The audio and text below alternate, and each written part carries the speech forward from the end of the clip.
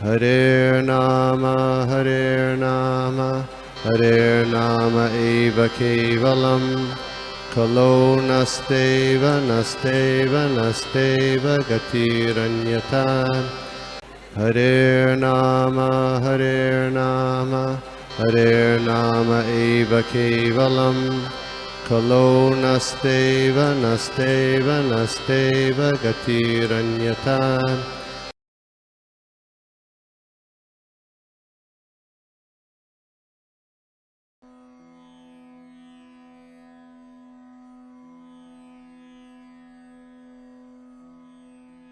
So Prabhu, really thank you so much and proud of you and Mataji. और प्रभु तो धामवासी है, तो हमें धामवासी से सुनने मिलेगा Bhagavatam. So thank you so much, Prabhu. Welcome and over to you, Prabhu. Thank you, Prabhu. Hare Krishna. Hare Krishna. So invocation prayer से शुरू करेंगे. तो साथ में सारे दोहरा सकते हैं अगर याद है तो सबको. निगमकल्पतरोर्घलितं फलं सुखमुखादमृतद्रवसंयुतं पिबत भागवतं रसमालयं मुहुरहो रसिका भुवि भावुकाः नारायणं नमस्कृत्य नरं चैव नरोत्तमं देवीं सरस्वतीं व्यासं ततो जयं मुदीरयेत्. नष्टप्रायेषु अभद्रेषु नित्यं भागवत सेवया भगवती उत्तमश्लोके भक्तिर्भवति नैष्टिकी. ओम नमो भगवते वासुदेवाय. ओम नमो भगवते वासुदेवाय. ओम नमो भगवते वासुदेवाय. मुझे बोला गया है कि श्लोक पढ़कर उसका तात्पर्य इंग्लिश में पढ़े और उसके बाद अपना जो भी है क्लास स्टार्ट करें. ऐसा करें माता जी? जी प्रभु. थैंक यू प्रभु. ठीक है. निष्पादितं देवकृत्यम् अवशेषं प्रतीक्षते तावद्यूयम् अवक्षाध्वं भवेत् यावद् इहेश्वरः. Translation by His Divine Grace A.C. Bhaktivedanta Swami Srila Prabhupada. The Lord has already performed His duties to help the demigods and He is awaiting the rest. You Pandavas may wait as long as the Lord is here on earth. 51st shloka भी cover करने बोला है. धृतराष्ट्रस्य भ्रात्रा गान्धार्यस्य स्वभार्यया दक्षिणेन हिमवता ऋषीणामाश्रमं गतः. O king, your uncle Dhritarashtra, his brother Vidura and his wife Gandhari have gone to the southern side of Himalaya mountains where there are shelters of the great sages. ओम अज्ञानतिमिरन्धस्य ज्ञानाञ्जनशलाकया चक्षुरुन्मिलितं येन तस्मै श्रीगुरवे नमः. श्रीचैतन्यमनोभीष्टं स्थापितं येन भूतले स्वयं रूप कदा मह्यं ददाति स्वपदान्तिकं. वन्देऽहं श्रीगुरोः श्रीयुतापदकमलं श्रीगुरून् वैष्णवांश्च श्रीरूपं साग्रजातं सहगण रघुनाथान्वितं तं सजीवं साद्वैतं सावधूतं परिजनसहितं कृष्णचैतन्यदेवं श्रीराधाकृष्णपादान् सहगण ललिता श्रीविशाखान्वितांश्च. हे कृष्ण करुणा सिन्धु दीनबन्धु जगत्पते गोपेशा गोपिका कान्त राधा कान्त नमोस्तुते. तप्त कांचन गौरांगी राधे वृंदावनेश्वरी वृषभानुसुते देवी प्रणमामि हरिप्रिये. वाञ्छा कल्पतरुभ्यश्च कृपा सिन्धुभ्येव च पतितानां पावनेभ्यो वैष्णवेभ्यो नमो नमः. नमः ओं विष्णुपादाय कृष्णप्रेष्ठाय भूतले श्रीमते भक्तिवेदांत स्वामिनिति नामिने. नमस्ते सारस्वते देवे गौरवाणी प्रचारिणे निर्विशेष शून्यवादी पाश्चात्य देशतरणे. जय श्री कृष्ण चैतन्य प्रभु नित्यानंद श्री अद्वैत गदाधर शिवासादि गौर भक्त वृंद. हरे कृष्ण कृष्ण कृष्ण हरे हरे हरे राम राम राम हरे हरे. मूकं करोति वाचालं पंगुं लंघयते गिरिं यत्कृपातमहं वन्दे श्रीगुरुं दीनतारिणं परमानन्दमाधवं श्रीचैतन्यमीश्वरम्. नमो विष्णुपादाय कृष्णप्रेष्ठाय श्रीमते जयपताकस्वामिति नामिने वाचर्पतगताय कथाञ्जनस्मृतेर्यस्मिन् दुष्करं सुकरं भवेत् विस्मृते विपरीतं स्यात् श्रीचैतन्यं नमामि. हरे कृष्णा. मैं ये टीम्स के लिए नया हूँ तो मुझे पता नहीं कौन सा, अगर म्यूट बीच में हो जाए तो मुझे जगा के बोल दीजिएगा. और सर्वप्रथम मैं ये शुरू करने से पहले आप सबसे आशीर्वाद मांगूंगा, क्योंकि ये धाम में रहना कोई बड़ी बात नहीं है। लेकिन ये भागवतम जब बात करते हैं तो सही मूड में, सही सर्विस के मूड में बात करना बहुत इम्पोर्टेंट है। और मेरी यही आपसे कामना है कि आप लोग सारे आशीर्वाद दें ताकि मैं ये सर्विस ठीक से कर सकूं। और दूसरी बात, मैं साउथ इंडिया से हूँ। पता नहीं माता जी ने हिंदी में बात करने के लिए बोला है तो प्रयास करूँगा। मेरा हिंदी इतनी अच्छी नहीं है तो बीच में बहुत सारे उर्दू और अंग्रेज़ी के शब्द निकल आएंगे, आप प्लीज़ उसको टॉलरेट करिएगा। तो ऐसा, तो ये हम अभी ये पहले स्कंद का 13वें अध्याय, उसका नाम है धृतराष्ट्र द्वारा गृह त्याग। इस अध्याय के 50वें और 91वें श्लोक का हमने अभी पठन किया और इसका अर्थ भी जान लिया।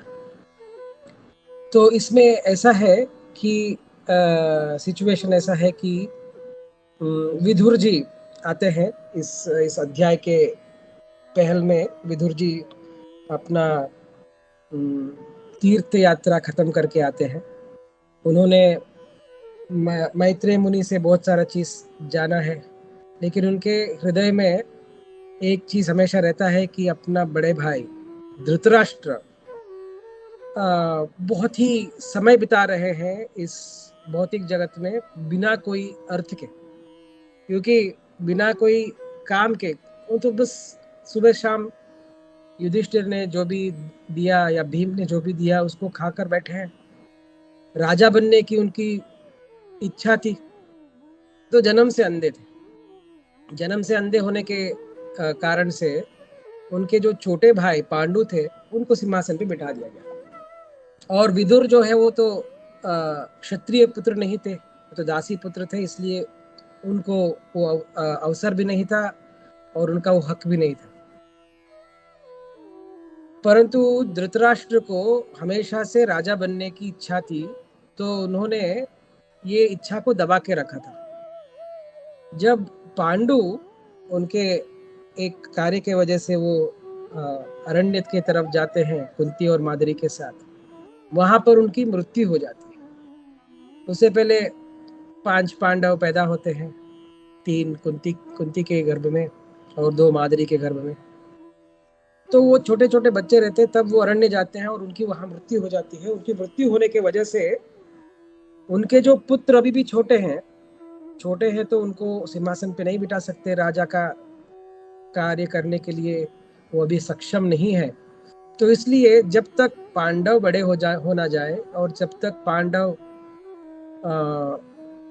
राज्य करने के समर्थ ना हो जाए, तब तक धृतराष्ट्र को राज्य सिंहासन पर बिठाकर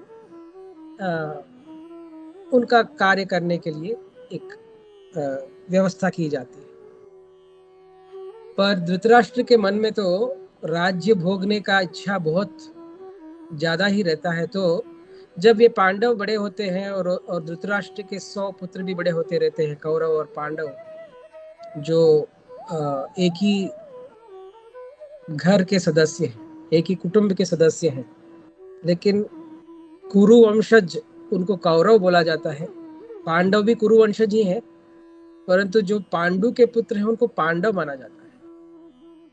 तो धृतराष्ट्र बहुत सारे प्रयत्न किए। धृतराष्ट्र ने शकुनी के बात सुनकर, दुर्योधन के बात सुनकर बहुत सारा प्रयत्न किया कि पांडवों को मार दें। पांडवों को मारने के लिए पहले तो जब छोटे थे तभी ही भीम को विष पिलाया गया था, पर कृष्ण के रक्षणा के द्वारा भगवान का जो आशीर्वाद था पांडवों पर, उसके वजह से भीम नागलोक में जाकर और भी शक्तिशाली होकर वापस आ गया उस विष की वजह से, उस विष का जो कांड है उसके वजह से। उसके बाद कांडव प्रस्थ में उन्होंने लाक्ष घर बनाया था। लाक्ष घर बना के पांडवों को उधर भेजकर उन पांडवों को उसी घर के अंदर जलाने की एक प्रयत्न किया गया था। उसमें भी विदुर ने अपने चाणक्यता दिखाकर उनको बचा लिया था पांडवों।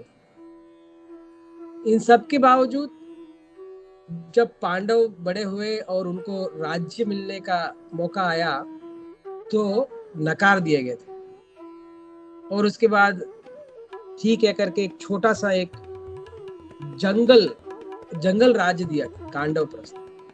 उस पर भी भगवान के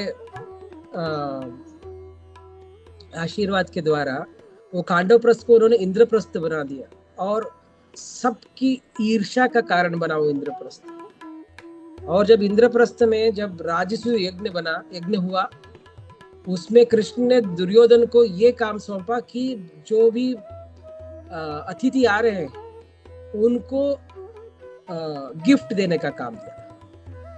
पहले से ईर्ष्या में जल रहा है दुर्योधन कि इनके पास इतनी संपत्ति है, और जो उधर अतिथि आ रहे थे वो बहुत ज्यादा संपत्ति उनको युधिष्ठिर को दे रहे थे राजा के नाते, और वो उसको वापस दे रहा था, उसके काम ही वही था।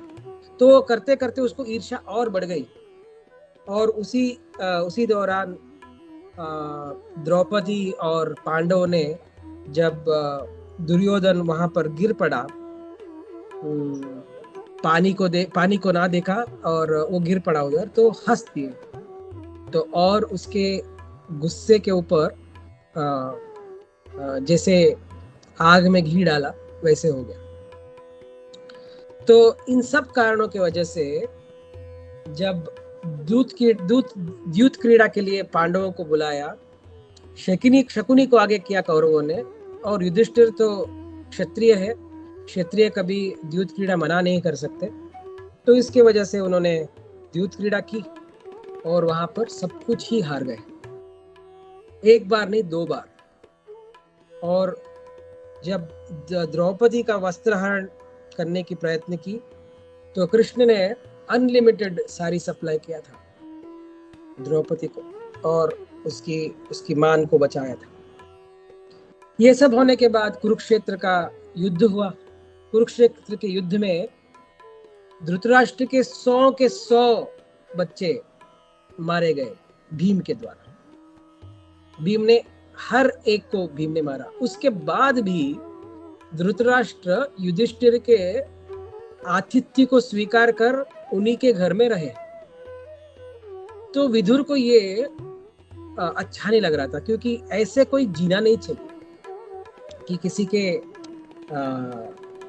कोई तरस कर रहा है आप पे तो आप उस घर में रहना नहीं चाहिए, ऐसा बोलते हैं। तो जब ये सब हुआ तो विदुर ने आकर धृतराष्ट्र को समझाया कि तुम कितना देर और रुकोगे इधर, आपका तो पूरा शरीर पूरा बूढ़ा हो गया है, और आप जब खांसते हो तो गुर गुर करके आवाज भी आता है, तो आप ऐसे अन्न खा रहे हो जो भीम ने हंस हंस कर दिया है, आप फिर भी आप उधर खा रहे हो, फिर भी आप उनके मर्यादा को स्वीकार कर रहे हो। ये सब कब? जब वे लोग जानते हैं कि आपने विष देने के लिए अनुमति दी थी, द्यूत क्रीड़ा की अनुमति दी थी, लाक्षागृह का अनुमति दी थी, बड़ी सभा में द्रौपदी को खींच लाने की अनुमति दी थी। ये सब होने के बावजूद आप उन्हीं के घर में उन्हीं का आतिथ्य स्वीकार कर रहे हैं। ऐसा रहना नहीं चाहिए, और आपको तुरंत ये सब जो भी आपका अटैचमेंट है उसको निकाल कर, उसको हटाकर आपको हिमालय की तरफ चले जाना चाहिए, ये विदुर ने बताया। और जब उन्होंने बताया तो उनका प्यूरिटी इतना अच्छा था कि बोलते ही धृतराष्ट्र को समझ में आ गया कि हाँ, ये जो मेरा छोटा भाई बोल रहा है मेरे ही भलाई के लिए बोल रहा है। तो इसलिए धृतराष्ट्र गांधारी तो बहुत अच्छी पत्नी थी, और पति का जो भी नक्श कदम था उन्हीं के पीछे पीछे जा रही थी। तो धृतराष्ट्र, गांधारी और विदुर तीनों किसी को बोले बगैर हिमालय की तरफ चले गए। जब ये हुआ, सुबह उठकर जब युधिष्ठिर आए और देखा, उन्होंने सुबह का जो प्रातः का जो भी कार्यक्रम था, अग्नि कार्य, संध्या वंदन, वो सब कर आके अपने अंकल का पैर छूने आए तो उधर देखा कि धृतराष्ट्र, गांधारी और विदुर तीनों नहीं थे। तो वो बहुत दुखी हो गए और वो रो रहे थे कि ऐसे कैसे हो गया। संजय को पूछा कि क्या हुआ। संजय ने बोला मुझे भी पता नहीं है, मुझे इन महान लोगों ने मुझे धोखा दे दिया है, ये मुझे बोले बगैर चले गए। तो युधिष्ठिर को ये लग रहा था कि मेरे बगैर ये तीनों कैसे रहेंगे, मैं तो उनका रक्षा कर रहा था, तो मेरे रक्षा के बगैर वो कैसे रहेंगे, कहाँ चले गए, या मुझसे कोई भूल हो गई, मैंने कोई चीज बोल दिया इनको कि मेरे वजह से ये लोग चले तो नहीं गए। ऐसे जब उनकी अवस्था थी मन का, तब नारद मुनि आए। नारद मुनि ने उनको समझाया कि ये जो शोक आप कर रहे हो इसको छोड़ दो, क्योंकि ये भगवान का लीला ही है जो दो लोगों को साथ में लेके आता है और उनको बिछड़ा देता है। वो बोलते हैं जैसे रेत के जो दो दाने होते हैं, एक लहर, जब समुद्र का एक लहर उठता है तो एक लहर में दो कण जो है रेत के साथ में आ जाते हैं और दूसरे लहर में वो दोनों बिछड़ जाते हैं। तो सोच के देखिएगा कि वो और कितना चांस है, दो जो कण है फिर से उनको मिलने का चांस कितना है, बहुत ही कम, क्योंकि उतने सैकड़ों रेत के कण हैं। ऐसे ही मनुष्य लोग जब साथ में आते हैं तो विधिवश अपने जो पूर्व हमने कार्य किए हैं, पूर्व हमने जो कर्म किए हैं, वो कर्म अनुसार हम लोग साथ में आते हैं, और जो दूसरी लहर आती है उसके साथ ही साथ बिछड़ जाते हैं। और नारद मुनि यही समझाते हैं कि जैसे कोई खिलाड़ी अपना जो खेल बिछाता है और उसी को लेकर फिर से चला जाता है, वैसे भगवान अपना खेल रचाते हैं और फिर उसको निकाल देते हैं। और ये जो दूरियां आप महसूस करते हैं, ये तो सिर्फ आपके मन में है, ना आप पास आते हो ना दूर जाते हो। ये जो काल कर्म गुण है उनके वजह से ही हम लोग साथ में आते हैं। और ये पूछते हैं धृतराष्ट्र युधिष्ठिर को कि हम सारे खुद एक सर्प के मुंह में हैं, सर्प ऐसा मुंह खुला हुआ है और सारे हम उसके मुंह में हैं, तो हम क्या किसी की रक्षा कर सकते हैं। जब वो सर्प अपना मुंह बंद किया तो हमारा खेल ही खत्म। मतलब जब मनुष्य का काल उनके काल को खत्म कर देता है, उनके जीवन को खत्म कर देता है, तो उनका खुद का जीवन नहीं रहता। तो दूसरे को जो रक्षा करने का या दूसरे के बारे में देखभाल करने का, ये सब तो मन की भ्रांति है। तो ऐसे बोल के वो समझाते हैं। तो और बाद में नारद मुनि ये भी समझाते हैं कि जीवो जीवस्य जीवनम, वो बोलते हैं हस्तानि सहस्तानाम अपादानि चतुष्पदाम फल्गुनी तत्र महताम जीवो जीवस्य जीवनम। मतलब जो हाथ नहीं है वो बन जाते हैं जिनके पास हाथ है उनके भक्ष, जिनके पाद नहीं है, जिनके पैर नहीं है, वो बनते हैं जिनके चार पाद होते हैं, और जब बहुपाद होते हैं उनके भक्ष बन जाते हैं। और जो वीक होते हैं उनके लिए वो बन जाते हैं, जो स्ट्रांग होते हैं उनके लिए खाना बन जाते हैं। ऐसे ही पूरा दुनिया ऐसी रचना ही ऐसी है कि एक दूसरे का खाना बन जाता है। जीवो जीवस्य जीवन, एक जीव पर दूसरा जीव निर्भर होता है। वैसे हम अगर देखें तो कोई ना कोई तो हमारे ऊपर रहेगा इस चेन में, तो हमारा काल जब आएगा तो हम भी खत्म हो जाएंगे। तो ये समझाते हैं। तो नारद मुनि अंत में समझा रहे हैं इस श्लोक में जो हम पढ़ रहे हैं कि कृष्ण आए एक अपना कार्य का संपन्न करने के लिए। क्या है उनका कार्य? हमेशा तो वो बोलते आ रहे, भगवत गीता में भी बोला था, परित्राणाय साधूनां विनाशाय च दुष्कृतां धर्म संस्थापनार्थाय संभवामि युगे युगे। जब धर्म का पतन होता है तो उसको ठीक करने के लिए वापस आते हैं, और साधुओं को अपना संग देने के लिए वो आते हैं।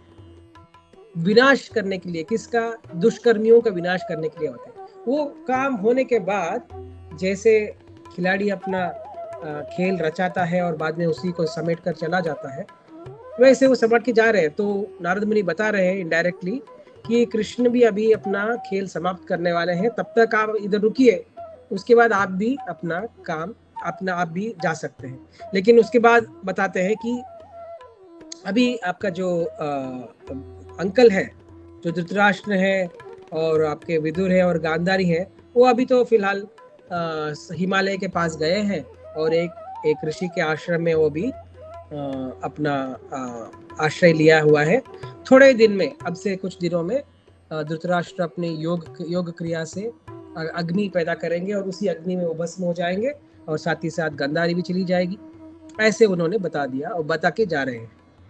तो इसमें हमारे लिए क्या सबक है, हमारे लिए क्या सीख है? पहले तो हमें देखना चाहिए कि ये प्रभुपाद ने ये अध्याय का नाम क्या दिया है।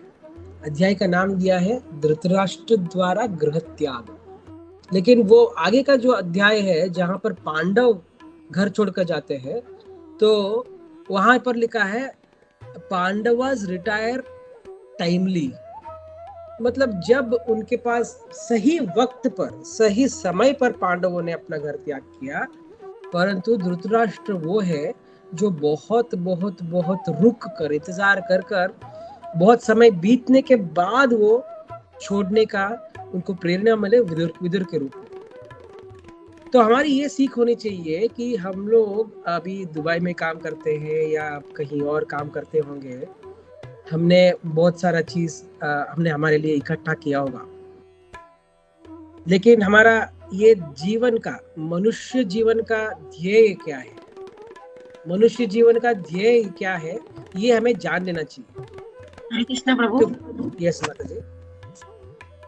प्रभु आवाज नहीं आ रही। आवाज नहीं आ रही है? मैंने कुछ किया तो नहीं है? नहीं माता जी एकदम क्लियर आ रही है। हरे कृष्णा। एकदम क्लियर आ रहा है, एकदम क्लियर है। हरे कृष्णा। मेरा नेटवर्क तो पूरा है और इधर मायापुर का नेटवर्क, हम गांव में है करके नेटवर्क कम है मत समझो, ये बहुत स्ट्रांग नेटवर्क है। प्रभु आवाज नहीं आ रहा प्रभु। अभी क्या करें माता जी? आपके इधर, आपके यहाँ पे कोई प्रॉब्लम है माता जी? प्रभु का आवाज क्लियर आ रहा है।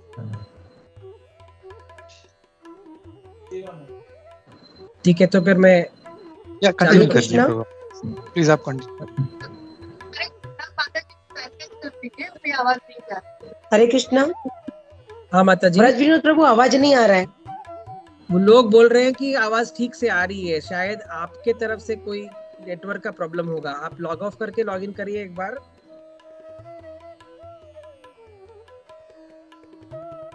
हरे कृष्णा।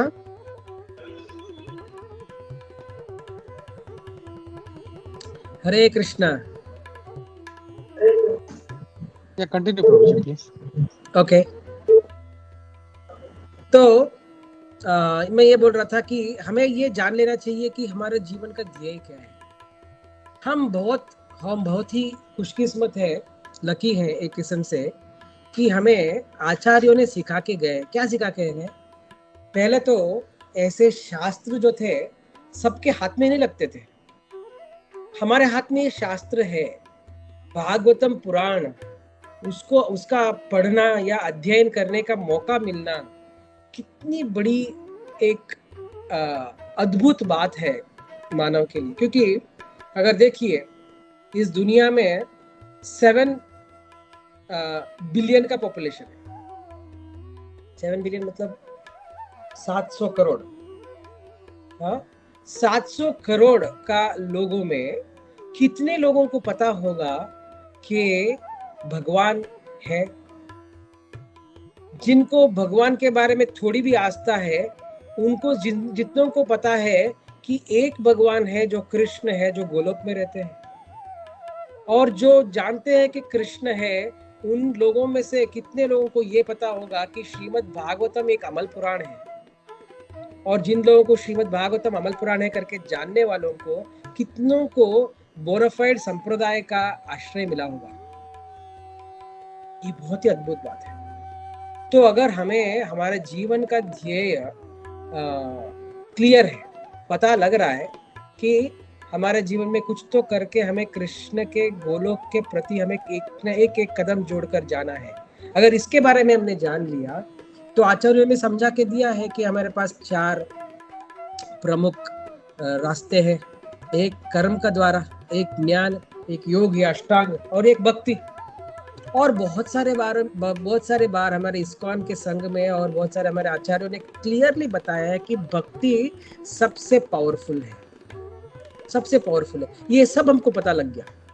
इसके बाद क्या?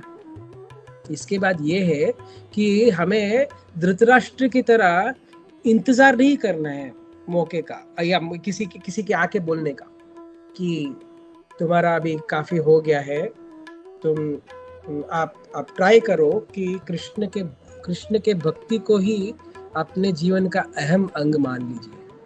ऐसे किसी को आके अंत काल में बोलने का मौका नहीं देना है। जैसे इंग्लिश में बोला जाता है ना, you should not allow the keys to be taken from your dead body.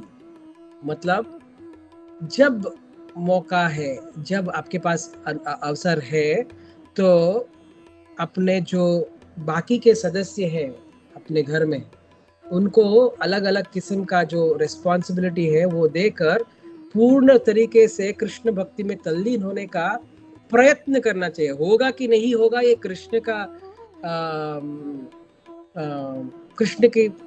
Krishna's will, जब होगा होगा। लेकिन हम लोग क्या करते हैं, हम लोग एडजस्ट करने लग जाते हैं जो भी है हमारे साथ, और हम भक्त होने के बावजूद हम लोग थोड़ा थोड़ा करके हम लोग अपनी इंद्रिय तृप्ति की तरफ ही रहते हैं। मतलब हमें लगता है कि एसी रहना अच्छी बात है तो एसी में रहेंगे। हम लोगों को रहता है कि भाई अच्छा जो सपोर्ट सिस्टम है हमारा, जो दुबई का सिस्टम है या कोई अच्छे बड़े शहर का सिस्टम है, इस सिस्टम को छोड़ दिया और हमने ये जो हमारे जो काम कर रहे हैं हम लोग, ये काम में जो पैसा आ रहा है, ये पैसा ही तो हमें बचा रहा है, ये बैंक बैलेंस ही तो हमें बचा रहा है, ये डॉक्टर जो मुझे देख रहा है वही तो बचा रहा है, और जो मेरा इंश्योरेंस है वही तो हमें बचा रहा है, या वही तो हमें बचाएगा जब हमें कोई आपत्ति आएगी अपने शरीर को। ऐसे गलतफहमी में रहते हैं, ऐसे गलतफहमी में रहते हैं धृतराष्ट्र की तरह। ये धृतराष्ट्र की गलतफहमी छोड़कर हमें पांडवों की तरह देखना चाहिए कि जब मौका मिले, जब दस्तूर हो, मौका हो, अपना जो जीवन का ध्येय है उसको कृष्ण ही अपने जीवन का ध्येय मानकर वैसे ही कार्य करना है। हमने एक फ्रॉग को क्या बोलते हैं? मेंढक का एक कहानी सुना था। मेंढक का कहानी सुना था कि मेंढक की जो त्वचा है वो एकदम एडजस्टेबल टेम्परेचर का त्वचा है। मतलब जब अगर मेंढक को पानी में डालो और नीचे अगर आग लगा दिया तो मेंढक अपने टेम्परेचर को चेंज कर लेता है, अपने त्वचा के टेम्परेचर को चेंज कर लेता है पानी के अनुसार। तो जब थोड़ा पानी गर्म हो रहा है तब मेंढक सोचेगा छोड़ो, थोड़ा तो गर्म हो रहा है, तो अपना त्वचा का टेम्परेचर चेंज कर लेता है और एडजस्ट करके बैठ जाता है। और जब पानी और गर्म हो रहा है तो फिर से एडजस्ट करता है अपने आप को, और जब पानी गर्म हो रहा है फिर से एडजस्ट करता है। तो हम भी ये एडजस्ट करने के मास्टर बन जाते हैं धीरे धीरे। मैंने ये दुबई में सुना था मेरे दोस्तों के, मतलब मैंने भी बोला है कि जब बहुत गर्मी रहती है दुबई में, तो मतलब गर्मी तो छप्पड़ फाड़ के होता है, मतलब 50 डिग्री तक चला जाता है। फिर भी जब वो 50 डिग्री तक जाता रहता है फिर भी हम लोग एसी चालू करते हैं या बोलते हैं कि कभी कभी इवनिंग्स आर बेरेबल, मतलब आज शाम तो अभी भी ठीक है ना, ऐसे मानकर हम लोग वहीं पे रहते हैं। मैं ये नहीं बोल, मेरे बात की गलत मतलब मत निकालिए, मेरा ये मतलब नहीं है कि दुबई छोड़ के सबको आ जाना चाहिए, लेकिन हमें एक टाइमलाइन रखना चाहिए, गोल रखना चाहिए। क्योंकि अगर हम लोगों को पता है कि कृष्ण भक्ति ही मनुष्य जीवन के लिए परम है, अगर हमें पता है कि भागवत धर्म ही परम है, अगर पता है कि हमें एक न एक दिन अन्याभिलाषिता शून्यम ज्ञान कर्मादि अनावृतम अनुकूलन कृष्णानुशीलनम भक्ति रुत्तम, वो करना है, अन्याभिलाषिता शून्यम करना है, तो एक न एक दिन तो हमें एक कदम तो आगे रखने का प्रयत्न करना है, कभी ना कभी तो शुरुआत करना है। तो ऐसे धृतराष्ट्र के तरह नहीं, लेकिन पांडवों की तरह हमें प्रयत्न करना है। और हमें ये हमेशा मन में रहना चाहिए कि कितना कमाए, कितना रखें, कब जाए, कब हमें भक्ति को हम अहम माने, वो एक प्लान तो रहना चाहिए। श्रील प्रभुपाद ने हमारे लिए इस्कॉन बनाया है। भगवान ने हमारे लिए ये मनुष्य का जीवन दिया है। मनुष्य का जीवन ऐसा बोला जाता है, 11वें स्कंद में बोला जाता है कि ये मनुष्य का जो ये बॉडी है, ये शरीर है, इसको शिप माना जाता है। ये भवसागर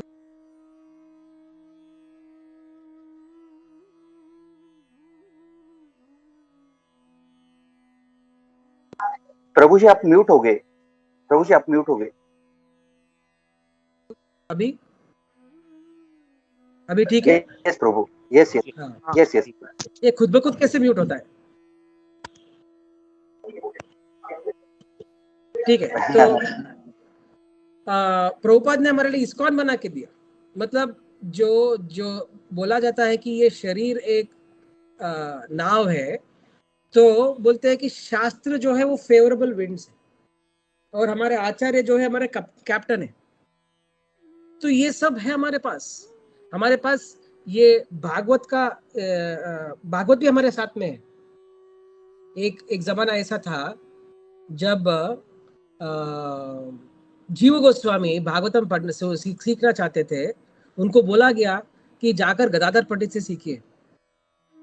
तो गदाधर पंडित को जब वो पुरी में मिलने आए, तो गदाधर पंडित बोले कि मैं तो सिखा दूं आपको भागवत, लेकिन मेरे पास जो प्रति थी, मेरे पास जो एक कॉपी था, देखो मैं आंसू से रो रो कर सारे अक्षर उसमें चले गए, तो मैं कैसे सिखाऊं। तो उन्होंने वो गए नवद्वीप में जाकर फिर से उनसे कॉपी बनाने के लिए 8 महीने 10 महीने लगे। वापस आए तो देखा आके कि गदाधर पंडित शरीर छोड़ चुके थे। वैसे बहुत समय बिताने के बाद उनको सीखने का मौका मिला। हमारे पास तो वो प्रॉब्लम नहीं है ना, हमारे पास तो रेडीमेड प्रिंट है, और एक प्रिंट अगर खो गया तो भी मल्टीपल प्रिंट है। पैसे दिया तो भागवतम हमारे हाथ में आ जाता है, लेकिन हमें पढ़ने का हमारे पास वो क्या हमारी इंटेंशन है ध्यान से पढ़ने का। तो हमारा एप्लीकेशन यही है कि इसमें से है कि धृतराष्ट्र की तरह ना करे, लेकिन पांडवों की तरह करे। और नारद मुनि का जो सबक है, सीख है, उसको याद रखें कि जो दो जीव है वो काल और कर्म के वजह से आते हैं साथ में, और काल कर्म के वजह से चले जाते हैं। हमारा ध्येय तो भगवान ने भगवत गीता में ही बोल दिया था कि सर्वधर्मान परित्यज्य मामेकं शरणं व्रज। हम वो कर नहीं पा रहे, तो एटलीस्ट हमें यह शुरू करना चाहिए कि यद करोषि यद अश्नासि यद ददोषि जहासि ये तपस्यसि कौन्तेय तत्कुरुषो मदर्पणम। हमें पता रहना चाहिए कि हम कौन से लेवल पे हैं। क्या हम लोग सर्वधर्मान परित्यज्य कर सकते हैं? नहीं कर सकते तो यद करोषि यद अश्नासि कर ले। अन्याभिलाषित तो शून्यम तो बहुत आगे है। तो इससे यही सबक मिलता है कि नारद मुनि का जो बात है, युधिष्ठिर का जो बात है, और धृतराष्ट्र ने जो गलती किया उनकी गलती से, पांडवों की सही कदम से, नारद मुनि की एडवाइस से और विदुर के एडवाइस से हमें बस यही करना है कि हमें बस ज्ञान रहना चाहिए कि हमें क्या करना है क्या नहीं करना है। हमारे पास कितना समय है किसको पता है? परीक्षित महाराज को पता था 7 दिन है, हमारे पास तो किसी को पता नहीं है। 7 सेकंड से लेके 7 मिनट से लेके 7 घंटे से लेके 7 दिन 7 महीना 7 साल, कुछ भी हो सकता है, 70 साल, किसको पता? अगर जब पता नहीं है तो ऐसे आचार्य बोलते हैं, अगर पता नहीं है तो क्या करना चाहिए? भक्ति ऐसे करो जैसे कल ना रहे, और पठन ऐसे करो जैसे हमेशा रहे। अपना अध्ययन जो हमें पढ़ना चाहिए ऐसे पढ़ना चाहिए, भक्ति शास्त्री, भक्ति वैभव, भक्ति क्या है अगला, भक्ति सार्वभौम, भक्ति वेदांत, भक्ति सार्वभौम, सब करना चाहिए, सबको प्रयत्न करना चाहिए कितनी भी आयु हो जाए। लेकिन भक्ति ऐसे करना चाहिए जैसे इंद्र प्रभु बोलते थे कि ऐसे कॉल आउट टू कृष्णा इन सच अ वे कि दिस इज योर लास्ट मंत्र दैट यू आर चैंटिंग। तो ऐसा एक सीख मिलता है इस 2 श्लोकों में से। ये पूरा अध्याय बहुत हमारे लिए मतलब आई ओपनिंग अध्याय है। अपने आंखें खुलने चाहिए कि धृतराष्ट्र ने गलती किया, कि बहुत दिन वो रुका रहा, कुछ नहीं किया, तो विदुर आके उसको समझाना पड़ा, और विदुर के प्यूरिटी की वजह से उसको समझ में आया। तो इसलिए हम भी जब कोई प्रचार करना चाहे तो हमारा प्यूरिटी को बढ़ाना चाहिए, उसके बाद अपना प्रचार ठीक होता है। तो बस हमने ये देखा कि इधर धृतराष्ट्र घर छोड़ के गए हैं, और नारद मुनि ने युधिष्ठिर को समझाया कि आपके हाथ में कुछ नहीं है, आप खुद एक सर्प के मुंह में है, तो आप क्या किसी को बचाओगे, है ना। तो हमें ये जो भी मिसकंसेप्शन है हमारे लाइफ का कि हम ही हमारे घर का रक्षक है, ये इंश्योरेंस ही हमारा रक्षक है, ये बड़ा जो ताला लगाया है मेरा घर को बचाएगा, मेरा इंश्योरेंस मुझे बचाएगा, ये बड़ा बोफोर्स गन मेरे देश को बचाएगा, ये सब गलतफहमियां है। बचाने वाला मारने वाला सिर्फ एक, कृष्णा राखे मारे खे, कृष्णा मारे राखे के। तो धीरे धीरे हमें जो आचार्यों ने हमें समझाया है, और प्रभुपाद ने जो रो रो के हर एक परपट में समझाया हमको कि you are not this body, you are suppose to be Krishna servant, Krishna is supreme, ये सब हमें प्रैक्टिकली यूज करना चाहिए। तो माता जी ने बोला था कि 9:05 या 9:10 में बंद करें, तो यहाँ पर हम विराम देंगे। अगर कोई किसी को कुछ बोलना है, कमेंट है कुछ, या कुछ चीज है जो डिस्कस कर सकते हैं, कर सकते हैं।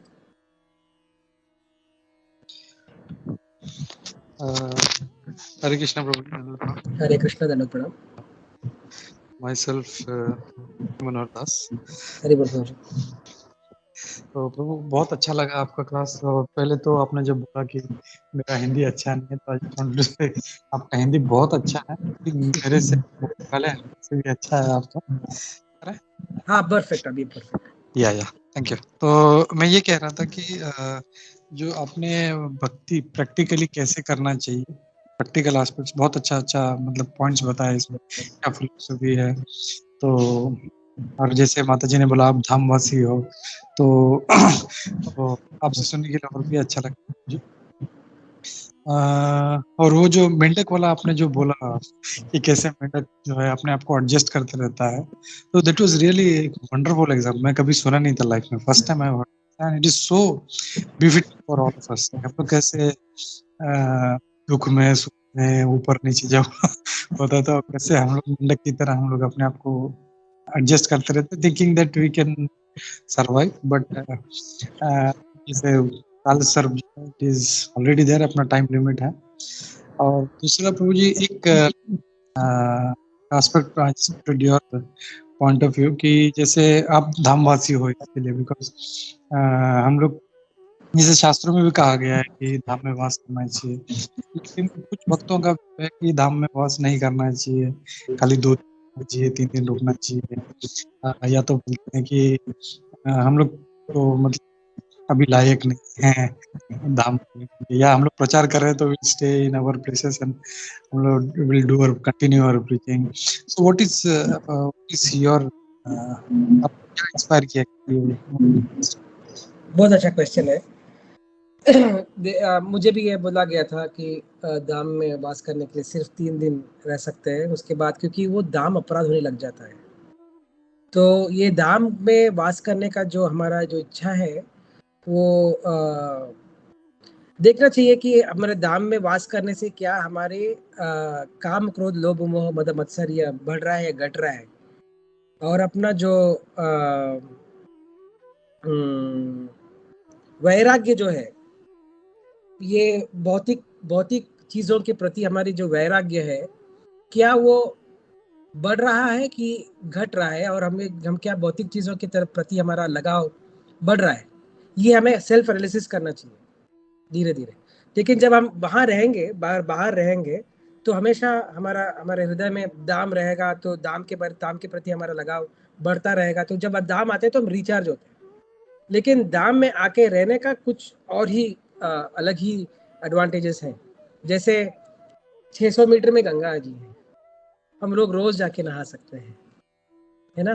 तो कितनी बार हम जाते हैं, कितना श्रद्धा रखते हैं गंगा के प्रति, ये बाद में देखने वाली बात है। लेकिन हर एक को धाम वास का जो है प्रयत्न तो करना चाहिए, और अपना लाइफ देखना चाहिए कि हम लोग क्या करना चाहते हैं। अगर फास्ट प्रोग्रेस चाहते हैं तो धाम में आ सकते हैं, लेकिन इसके लिए अपने शिक्षा गुरु से बहुत सारा बात करना पड़ेगा आपको, प्रैक्टिकली देखना पड़ेगा कि आप कौन से सिचुएशन में हैं और कौन से स्टेज ऑफ भक्ति में हैं, और क्या क्या चीज़ आप कर सकते हैं इसके लिए, और क्या क्या चीज़ सह सकते हैं इसके लिए, क्या चीज़ टॉलरेट कर सकते हैं, क्या ऑस्टेरिटी ले सकते हैं। ये सब प्रैक्टिकल चीज़ें एक एक व्यक्ति के लिए अलग अलग आंसर होता है इसका। लेकिन जनरली धाम में ज़्यादा दिन नहीं रहना चाहिए, ये जनरल रूल है। ये सारों के लिए, मेरे मतलब धामवासी बन गए तो इसका मतलब ये नहीं कि कोई दो सिंह आ गए। तो ये हम भी नियोफाइटी हैं, तो अभी ट्राई कर रहे हैं, हमारा भी स्ट्रगल चल रहा है, अलग अलग किस्म का स्ट्रगल होता है। जैसे हम लोग ये हंस को देखते हैं, हंस को जब हम तालाब में देखते हैं तो लगता है कि इतने अच्छे से ये स्विम कर रहा है, लेकिन नीचे इतना ज़्यादा पैडल करता रहता है वो हाथ पैर, वो किसी को पता नहीं लगता। तो दूसरे बाहर से जब देखते तो ये तो धामवासी है, धामवासी है। हमको जब भी कोई धामवासी बोलता है तो लगता है कि कोई थप्पड़ मार रहा है, क्योंकि हमें पता है कि हम क्या कर रहे हैं इधर। लेकिन प्रयत्न करना चाहिए, हर एक को प्रयत्न करना चाहिए धाम में रहने का। अपना देखो 70-80 साल का आयु है, शायद वो 100 तक भी जा सकता है, 60 पर भी रुक सकता है। तो अगर पहले बोलते थे कि 100 साल की आयु में 25 साल का ब्रह्मचर्य, 25 साल का गृहस्थ आश्रम, 25 साल का वानप्रस्थ और 25 साल का संन्यास करना चाहिए। लेकिन मैं पूछ रहा हूँ कि अगर 75 में आज हम लोग संन्यास लेंगे तो करेंगे भी क्या? 75 में तो किसी दूसरे पर हम लोग डिपेंड होके रहते हैं हर चीज के लिए। तो ये सोचना चाहिए हर एक को बैठकर कि मेरा वानप्रस्थ कब होगा, मेरा गृहस्थ आश्रम कब मैं छोड़ के वानप्रस्थ जाऊंगा। ऐसे नहीं बोल रहा हूँ कि अपना गृहस्थ आश्रम का रिस्पॉन्सिबिलिटीज छोड़ दें, ये सब बहुत हाई रिस्पॉन्सिबिलिटी वाली बात है, हाई रिस्पॉन्सिबिलिटी वाली बात है। जैसे धृतराष्ट्र घर छोड़ रहे हैं, क्या हमें भी घर छोड़ना चाहिए? बिल्कुल छोड़ना चाहिए। 5 वर्षेत वनम व्रजेत, प्रभुपाद बहुत सारे बार बोला है कि 50 साल में अपना घर छोड़ना चाहिए वन जाने के लिए। अभी वन नहीं बचा है तो प्रभुपाद ने बोला चले वृंदावन जाओ। तो धाम में जाके रहने का एक प्लान तो रहना चाहिए। जब प्लान कृष्ण हाँ बोलेगा कि नहीं वो बाद में, लेकिन हमारा जो इच्छा है वो तो है, और वो तो रहना चाहिए। और कृष्ण के सामने जाके हमें उसको व्यक्त भी करना है कि मुझे आना है। उसके बाद कृष्णा देखेगा कि आपके अंदर कितनी सच्चाई है, कितने बस ऊपर से बोल रहे हैं, उसके हिसाब से वो बोल सकते हैं। ऐसे नहीं बोल रहा हूँ जिस चीज को मौका मिल गया आने का वो सब ने बहुत प्यूरिटी के साथ आए, नहीं। जैसे हम बोलते हैं ना, जहर अगर हम लोग देख समंदर के सामने खड़े हैं और इंतजार कर रहे हैं कि लहर रुके उसके बाद समंदर में प्रवेश करें, होगा कभी? लहर तो कभी रुकेंगे नहीं। ऐसे तो जैसे आपूर्यमाना मतलब प्रतिष्ठा समुद्र मापयम प्रविशन्ति सर्व। तो जैसे कृष्ण ने बोला है कि जैसे हमारे जो ख्वाहिशें हैं, हमारे जो इच्छाएं हैं, हमारे हृदय के अंदर आते रहते जैसे नदी आती रहती है समुद्र के अंदर, हम वैसे इच्छाओं को, अगर इच्छा बंद हो जाए, जब हमारे सारे काम बंद हो जाए तो उसके बाद हम जाए, नहीं हो सकता है कभी। तो हमें अपना प्लान करना चाहिए। और कृष्ण के ऊपर हमारे कृष्ण का जो मर्सी है, जो गौरांग प्रभु के रूप में आकर हम जो मर्सी स्प्रेड कर रहे हैं, उसके ऊपर हमें विश्वास होना चाहिए कि हाँ गौरांग महाप्रभु हमारा देखभाल करेंगे। तो ऐसे विश्वास रखकर हमारा प्लान बनाना चाहिए और हमारा प्लान को समर्पण करना चाहिए कृष्ण के पैर के पास, चरणों में। तब कृष्ण देखेंगे अपना आगे जो आपके पास तब आके कौन एडवाइस देगा, कैसे आपको प्रेरणा मिलेगी। तो ऑल दीज थिंग्स होगा, but we should have a plan definitely. Thank you very much, thank you, बहुत अच्छा। और 3 हाथ ऊपर है, पता नहीं हम लोग समय के अभाव में है कि क्या करना चाहिए माता जी? आपके पास टाइम है तो we can take this question. मेरे पास तो समय मैं तो इधर ही बैठा हुआ। Thank you. समीर प्रभु से स्टार्ट करते हैं। समीर प्रभु। हरे कृष्णा प्रभु जी, दंडवत प्रणाम। हरे कृष्णा समीर प्रभु जी, दंडवत प्रणाम। प्रभु जी क्लास बहुत किया था, सुपर, अपने एग्जाम्पल से थे। प्रभु जी आपने वो जो मेंढक का जो एग्जाम्पल था, एक्चुअली मैंने कहा था कि वो एक एक्चुअल एग्जाम्पल था। चल के वो जो मेंढक इस बर्तन में रखा गया था, उस बर्तन से मेंढक कूद के बाहर निकल सकता था, लेकिन लेकिन मेंढक सिर्फ अपना टेम्परेचर एडजस्ट करते रहा था। और जैसे जैसे टेम्परेचर बढ़ते गया वो अपना टेम्परेचर एडजस्ट कर रहा था, फिर एक टाइम आ गया टेम्परेचर का कि तब वो कूदने के लिए ट्राई करता है, वो कूद लेकिन नहीं पाता।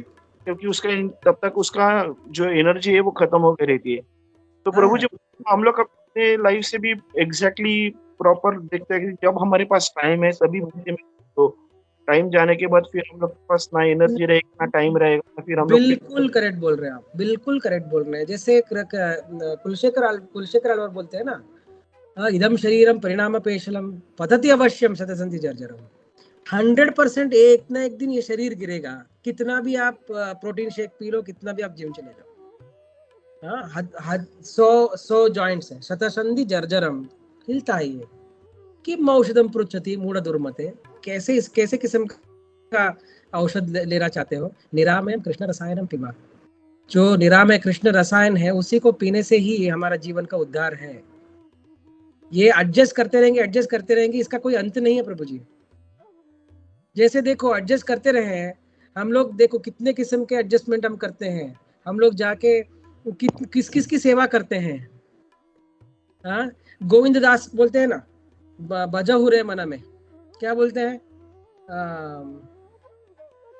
बजहु रे मन श्रीनंद नंदन अभय चरणारविंद रे, सीता आतप बाता बरीशन एथे की आचे परती रे। मतलब ये शीत आतप, ये कोल्ड और हॉट को हमने कितना सहा। विफले सेविनु कृपण दुराजना, हम लोगों ने कितने कितने कृपण लोगों की सेवा की है, ये सब ये शरीर को मेंटेन करने के लिए। करते नहीं क्या हम लोग? अब मैं बोलूंगा इधर तो लगेगा कि यार दुबई के मुखिया क्या बोल रहे हो, किसी ने सुन लिया तो। किसकी सेवा करते हैं?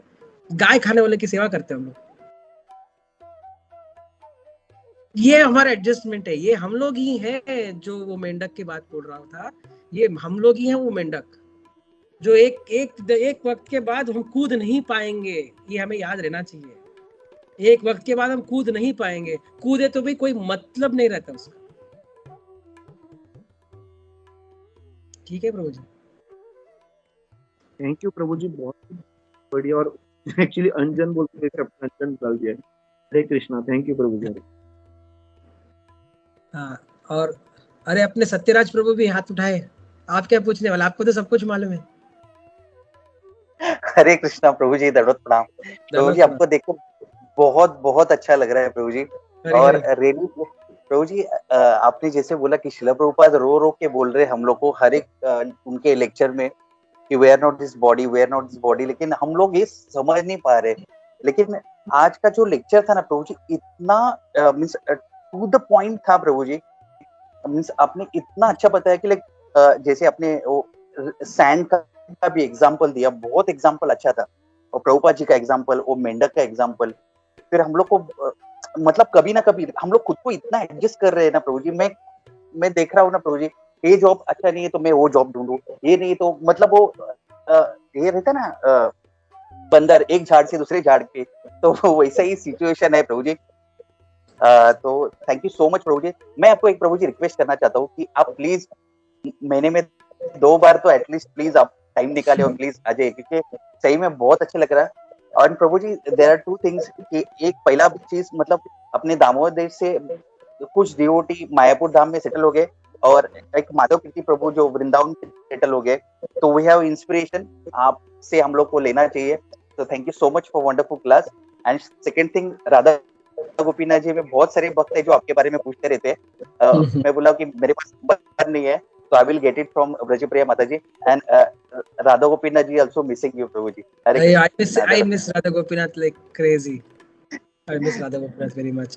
क्योंकि ये राधा माधव अलग मूड है, राधा गोपीनाथ अलग मूड है, राधा श्याम सुंदर अलग मूड है, और अपना दामोदर देश अलग मूड है, गौरांग देश अलग मूड है। सब कोई अलग अलग भक्त के मूड अच्छे होते हैं। It's very good, thank you. Hare Krishna. Brajpriya माता जी कुछ बोलना चाहते हैं? हरे कृष्णा प्रभु, सबसे पहले तो थैंक यू आप दोनों को, माता जी और आपको दोनों को। एंड दूसरी बात है प्रभु, मुझे तो एक सेकंड के लिए भी नहीं लगा कि आपको हिंदी आपकी बराबर नहीं है। आपकी हिंदी इतनी अच्छी थी, एक सेकंड के लिए भी नहीं लगा। एंड वाकई में प्रभु आपका क्लास बहुत अच्छा था। जैसे आपने वो मेंढक का एग्जाम्पल दिया, या जैसे पानी में बतख का एग्जाम्पल दिया, वेरी ट्रू।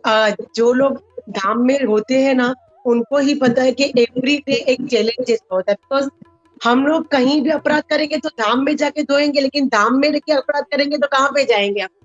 तो हमें एवरी डे हमें मतलब वो बात को फेस करना है कि हमें हमसे कोई अपराध नहीं, हमसे कोई गलती धाम में रह के गलती नहीं हो।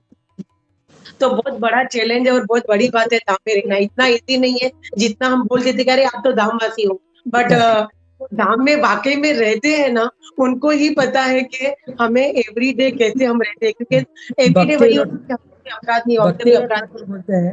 भक्ति विनोद ठाकुर बोलते हैं कि ऐसे नवद्वीप या मायापुर धाम में एक एक एक रेत की कण भी हम लोग खरीद नहीं सकते, एक धूल की कण भी हम खरीद नहीं सकते।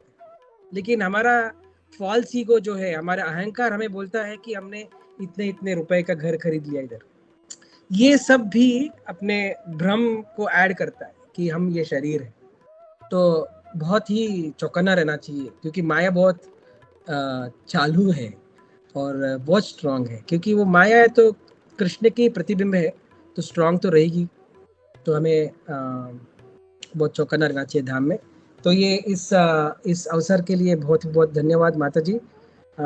फिर से कभी ऐसे मौका मिलेगा तो जरूर आपके मेरी रिक्वेस्ट है कि आपका क्लास वाकई में इतना अच्छा था कि जैसे आपने 3-4 लोगों का आगे का जैसे बताया थोड़ा सा करके, तो किसी का अगर क्लास मिस भी हो गया होगा तो उन्हें भी समझ में आ गया। तो प्रभु एक रिक्वेस्ट है कि आपका क्लास इतना अच्छा है कि सबको पसंद आया है।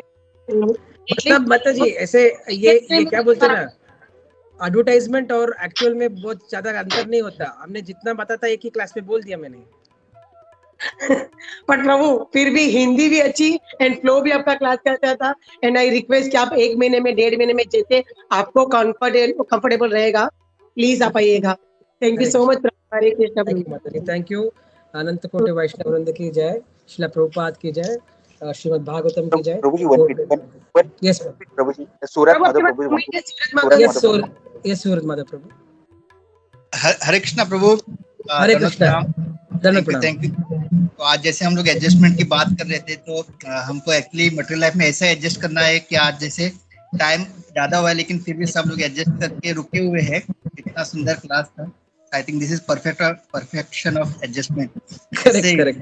के लिए हमको जैसे हम लोग करते हैं। Thank you Prabhu. Each and everyone was good.